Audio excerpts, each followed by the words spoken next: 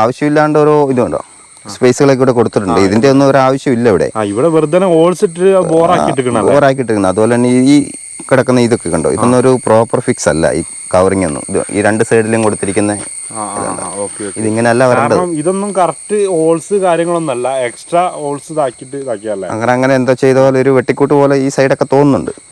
Hi hello friends, ഇന്ന് നമ്മൾ ഓട്ടോമിൻ്റെ ഒരു കസ്റ്റമർ റിവ്യൂ ആണ് നോക്കാൻ പോകുന്നത്. ഞാനുള്ളത് കോഴിക്കോട് ആനക്കാംപോയിൽ ഭാഗത്താണുള്ളത്. ആനക്കാംപോയിൽ എന്ന് പറഞ്ഞാൽ അത്യാവശ്യം ഹൈ റേഞ്ച് ഏരിയയിലാണ്.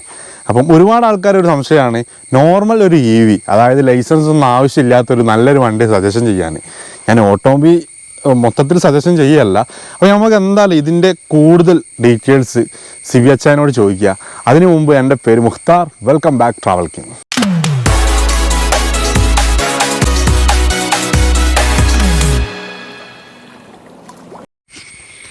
അപ്പോൾ ഇതാണ് ഓട്ടോമിൻ്റെ വണ്ടി. ഏകദേശം 2 മാസം മുമ്പ് ഇതിൻ്റെ ഫുൾ ഡീറ്റെയിൽസ് റിവ്യൂ ഞാൻ ചെയ്തിട്ടുണ്ട്. അത് ഞാൻ താഴെ ഡിസ്ക്രിപ്ഷൻ ബോക്സിൽ കൊടുക്കാം. വണ്ടി മൊത്തത്തിൽ നോക്കുകയാണെങ്കിൽ കൊള്ളാം. അപ്പോൾ നമ്മൾ അച്ചായനോട് ചോദിക്കുക. അച്ചായ, ഈ ഒരു വണ്ടി വാങ്ങിയിട്ട് ഏകദേശം എത്ര മാസമായി? ഇപ്പോൾ 1 മാസം കഴിഞ്ഞോ വണ്ടി കഴിഞ്ഞല്ലേ? ഏകദേശം എത്ര കിലോമീറ്റർ ഓടിയിട്ടുണ്ട്? ഒരു 400 കിലോമീറ്റർ ഓടിയിട്ടുണ്ട്. ഈ ഒരു വണ്ടി വാങ്ങിയതിന്റെ ശേഷം എങ്ങനെയുണ്ട് പെർഫോമൻസ് കാര്യങ്ങളൊക്കെ?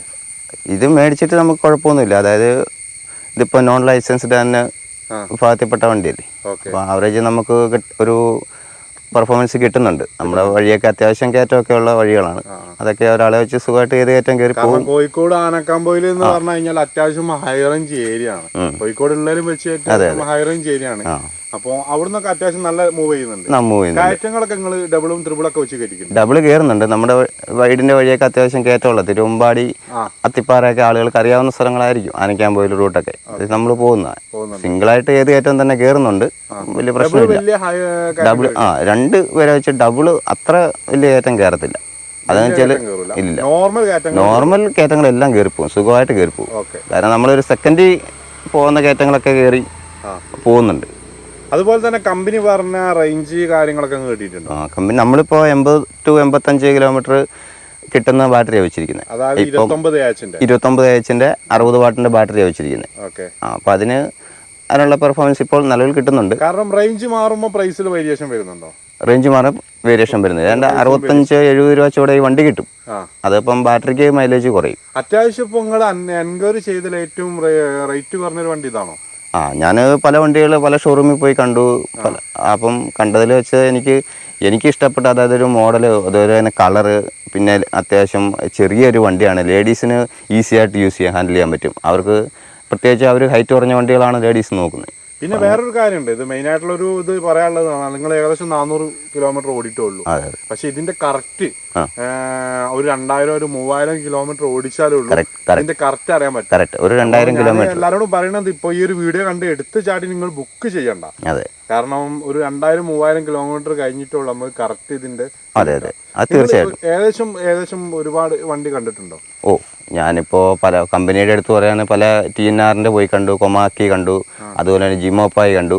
ഇങ്ങനെ കുറെ കമ്പനികളുടെ ഞാൻ കോഴിക്കോട് ഏകദേശം തന്നെ കമ്പനികൾ കണ്ടിട്ടുണ്ട്. കോഴിക്കോട് കമ്പനി കണ്ടിട്ടുണ്ടെങ്കിലും പ്രൈസ് കുറച്ച് ഹൈ ആയിരിക്കും അല്ലേ? പ്രൈസ് വ്യത്യാസം എന്ന് പറഞ്ഞാൽ ഒരു സെയിം റേഞ്ച് ഒക്കെ വരുമ്പോൾ ഒരു 7 രൂപ 8 രൂപ ഒക്കെ വ്യത്യാസം വരുന്നുണ്ട് ഈ സെയിം മോഡലിൽ വണ്ടിയിൽ തന്നെ.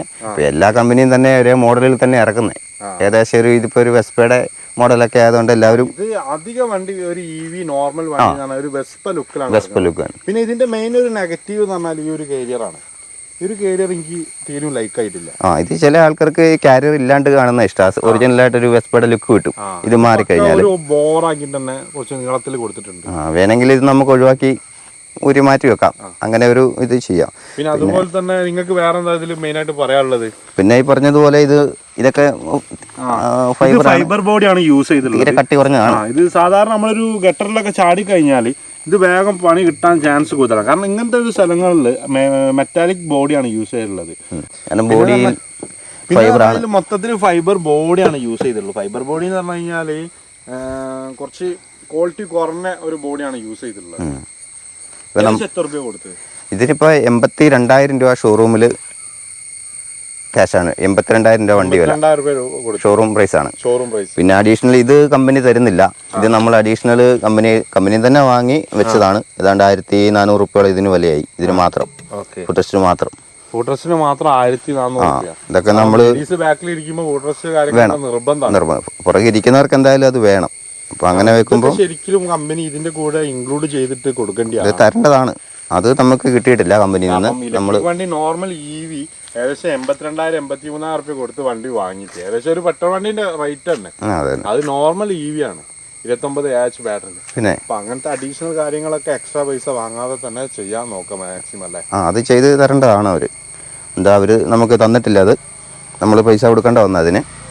വേറെ സർവീസ് കാര്യങ്ങളൊക്കെ എങ്ങനെ കമ്പനി പറയുന്നത്? സർവീസ് ഒരു 500 കിലോമീറ്ററിൽ ഒരു സർവീസ് പറഞ്ഞിട്ടുണ്ട് അവര്. പിന്നെ ഇപ്പൊ 400 കിലോമീറ്റർ ആയിട്ടുണ്ട്. ഈ 500 കിലോമീറ്റർ എന്ത് സർവീസാണ് അവർ ഉദ്ദേശിക്കുന്നത്? സർവീസ് എന്ന് പറഞ്ഞാൽ അവർ കാര്യമായിട്ടൊന്നും ഇല്ല, നട്ട് ബോൾട്ടൊക്കെ ഒന്ന് ചെക്ക് ചെയ്യും, അതേ ഉള്ളൂ ഇതിനകത്ത്. അങ്ങനെ ആ ഒരു സിസ്റ്റമാണ് പറഞ്ഞ, അങ്ങനെ ഓയിൽ ചേഞ്ച് കാര്യങ്ങളൊന്നും വരുന്നില്ലല്ലോ. അപ്പൊ അവര് ബാറ്ററി കാര്യങ്ങളൊക്കെ ബാറ്ററി ചെക്ക് ചെയ്യണം, അങ്ങനെ നട്ട് ബോൾട്ട് അതാണല്ലോ മെയിൻ ഇതിന്. അങ്ങനെയുള്ള കാര്യം, പിന്നെ മോട്ടർ ചെക്ക് ചെയ്യുക, അതിന്റെ അങ്ങനെയൊക്കെയുള്ള ഒരു കാര്യങ്ങളാണ് പറഞ്ഞിട്ടുള്ളൂ അവർ. കൂടുതൽ അങ്ങനെ വേറെ ഒന്നും സർവീസ് കാര്യങ്ങളൊന്നും പറഞ്ഞിട്ടുമില്ല.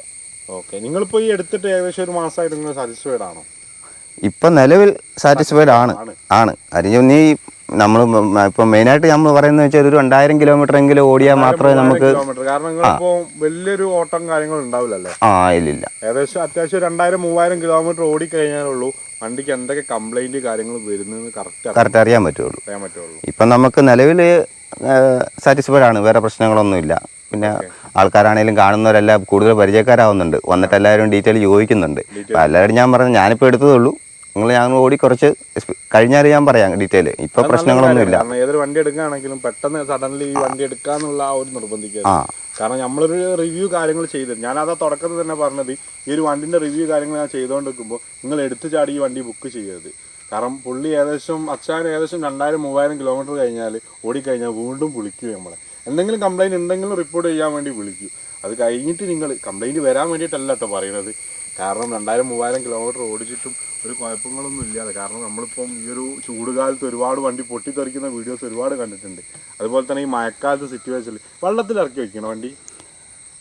വെള്ളത്തിൽ കൂടെ ഓടിച്ചോട്ട് പോയി എന്ന് പറഞ്ഞാൽ ഫുള്ള് വെള്ളത്തിലല്ല, കട്ടറി കിടക്കുന്ന നമ്മൾ മഴ പെയ്തപ്പോൾ വെള്ളം ഉണ്ടല്ലോ, അതിൽ ഓടിച്ചോണ്ട് പോയി, പ്രശ്നമൊന്നുമില്ല. മഴയത്തൊന്നും ഓടിച്ചു, പ്രശ്നമൊന്നുമില്ല. എന്ന് പറഞ്ഞാൽ വലിയ മഴയല്ല, വലിയ മഴയൊന്നുമില്ല, ചെറിയ മഴയത്ത് മാത്രം ഓടിച്ചു.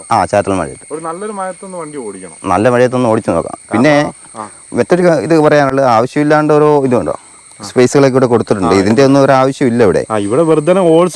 ബോറാക്കിയിട്ടിരിക്കുന്നത്. അതുപോലെ തന്നെ ഈ കിടക്കുന്ന ഇതൊക്കെ കണ്ടോ, ഇതൊന്നും ഒരു പ്രോപ്പർ ഫിക്സ് അല്ല. ഈ കവറിംഗ് ഒന്നും ഈ രണ്ട് സൈഡിലും കൊടുത്തിരിക്കുന്ന ഇതിങ്ങനെയല്ല വരേണ്ടത്. ഇതൊന്നും കറക്റ്റ് ഹോൾസ് കാര്യങ്ങളൊന്നും അല്ല, എക്സ്ട്രാ ഹോൾസ് ഇതാക്കിയല്ലേ. അങ്ങനെ എന്താ ചെയ്ത പോലെ ഒരു വെട്ടിക്കൂട്ട് പോലെ ഈ സൈഡൊക്കെ തോന്നുന്നുണ്ട് ഇങ്ങനെ കാണുമ്പോഴേ. ഇതൊന്നും ഒരു ആവശ്യമില്ലല്ലോ. അങ്ങനെ അതൊക്കെ വേണമെങ്കിൽ ഇനി അപ്പൊ അടുത്ത മോഡലിലൊക്കെ അവർക്കൊന്ന് ശ്രദ്ധിക്കാം. ഇങ്ങനെയുള്ള കേരളത്തിലാണ് ഇതിന്റെ മാനുഫാക്ചറിങ് അല്ല, പാർട്സ് സെറ്റ് ചെയ്യുന്നത് കോഴിക്കോട് നമ്മളെ എറണാകുളത്താണ്. അങ്ങനെ ഒരു ഇതിന്റെ അധിക പാർട്സുകളും വരുന്നത് ചൈന തന്നെ ആയിരിക്കും മെയിനായിട്ട്. ഇലക്ട്രിക് വണ്ടികൾ അല്ലല്ല. എങ്കിലും പിന്നെ ഞാൻ ഇത് മെയിൻ കാരണം അതുകൊണ്ട് തന്നെയാണ്. ഇതിപ്പോൾ എൻ്റെ പാർട്സുകളെല്ലാം കിട്ടാൻ കുറച്ച് ഈസി ആയിരിക്കും മോഡലിൻ്റെ ആകുമ്പോൾ. എറണാകുളത്ത് നിന്ന് തന്നെ ആയതുകൊണ്ട് നമുക്ക് ഒത്തിരി ഡിലേ ആവില്ല. മറ്റു വണ്ടിയുടെ ഒക്കെ ഇപ്പം പഞ്ചാബോ ഹരിയാനയിൽ നിന്നൊക്കെ വരുന്ന അതൊക്കെ ദിവസങ്ങളെടുക്കും. അതന്നെ വേറെ റെഡ്ടോസ്റ്റിന്റെ ഞാനൊരു ഡീറ്റെയിൽസ് റിവ്യൂ ചെയ്തപ്പോൾ തന്നെ ഒരു മോട്ടർ കംപ്ലൈന്റ് ആയിട്ട് ഏകദേശം 14 ദിവസത്തേക്ക് വണ്ടിന്റെ പാർട്സ് മറ്റേ വിജയവാഡയിലേക്ക് അയച്ചിട്ട് അത്രയൊക്കെ ഡിലേ ആയി കഴിഞ്ഞാൽ 20 ദിവസത്തോളം പുള്ളി വെയിറ്റ് ചെയ്തിട്ടാണ്. അത് 1-2 പ്രാവശ്യമല്ല, 3 പ്രാവശ്യം കംപ്ലൈന്റ് ആയിട്ടാണ് പുള്ളി ലോക്കാവണത്. അതേമാരത്തൊന്നും ഇല്ല, കാരണം ഇതിന്റെ പാർട്സും കാര്യങ്ങളൊക്കെ പെട്ടെന്ന് കിട്ടണം.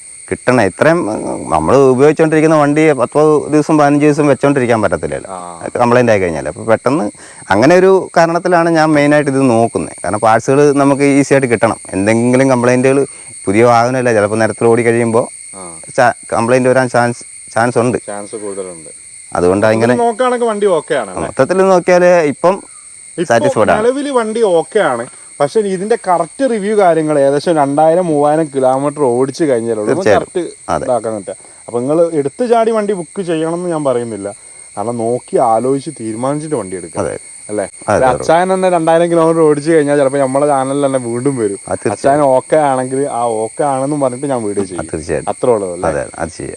അപ്പൊ എന്തായാലും ഏകദേശം 82,000 റുപ്യ അതിന് ചെലവാക്കി. അതെ, 82 മോട്ടറാണ്. ഹബ് മോട്ടോഴ്സ് ആണല്ലോ യൂസ് ചെയ്തിട്ടുള്ളത്. നമുക്ക് പേടിക്കാനൊന്നുമില്ല ഹബ് മോട്ടറിൽ. കാരണം വെള്ളം കയറിയാലും അത്യാവശ്യം ഞാൻ ഇതിന്റെ പണികളൊക്കെ ചെയ്യുന്നതാണ്. അപ്പം ഇത് വെള്ളത്തിൽ വീണാലും എത്ര സീനൊന്നും ഇല്ല. ഇല്ലില്ല. വണ്ടി ഡിസൈനും കാര്യങ്ങളൊക്കെ അത്യാവശ്യം കൊള്ളാം. ഇതിന്റെ ഡീറ്റെയിൽസ് റിവ്യൂ ഞാൻ മുമ്പ് ചെയ്തിട്ടുണ്ട്.